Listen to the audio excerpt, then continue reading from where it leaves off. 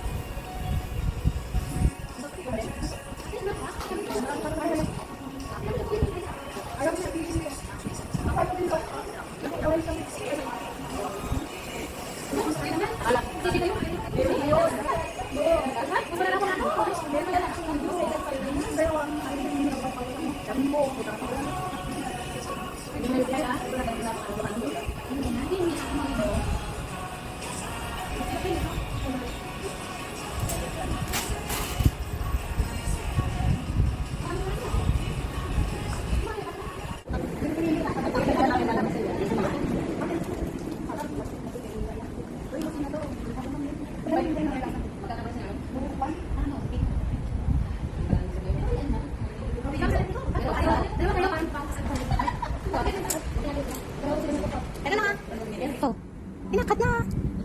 Uy. Ina, wala pang ano yung kandela. Kaya yan. Ano yung importante? Hindi na kayo makapagkakita. Ilan na tayo ba doon? Oo. Galingan nyo ha. Sige, ano? Mamaya, iba pa yung magkabingi pa. Hindi, ilang. Wala lamang. Larangan lang dyan yung ano yung big side story. Tutulan ng dalawa, no? Eh, ang dumi pa namang mag-dumi kay Chay. Malo tayo. Sakto yan. Kala nyo. Yung naman kay. Yun. Okay, first piece para sa'yo. Tayo tayo ano ulit. Sa amin dalawa. Ayan o. Yung mga klase na ayos ba? Tadi gusto nyo pa rin. Kala tayo sa dumi. Okay. Galit! Ano ba Ilio? Nagulat ako dito. Okay. Mapula, magaling. Galing pumitik. Ang bakang birthday pala ng ano. Galing. Matilas eh. Kailangan tayo itong pitikan eh. Ang ganda. Ituan mo kami lahat.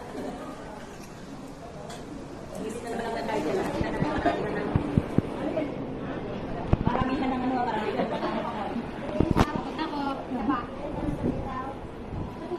Tabong yung ano, paramihan tayo.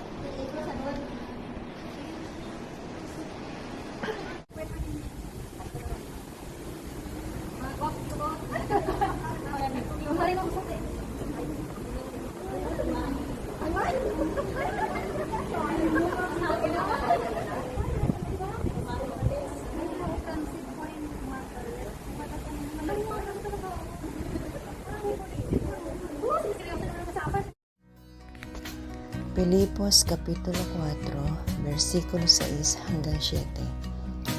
Huwag kayong mabalisa tungkol sa anumang bagay. Sa halip, hinginin niyo sa Diyos ang lahat ng inyong kailangan sa pamamagitan ng panalangin may pasasalamat, at ang kapayapaan ng Diyos na hindi kayang maunawaan ng tao ang siyang mag-iingat sa inyong puso at pag-iisip dahil sa inyong pagkikipag-isa kay Kristo Jesus. Kaya huwag po tayong mabalisa kung ano man ang mga ating pinagdadaanan sa buhay. Idulog lang po natin sa Diyos at magtiwala sa Kanya ng may pananalig at pananampalataya.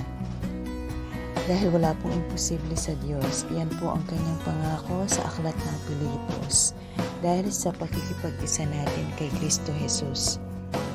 Maraming salamat po sa panonood. Dalangin ko po ay magkaroon po tayo ng tamang relasyon sa Diyos.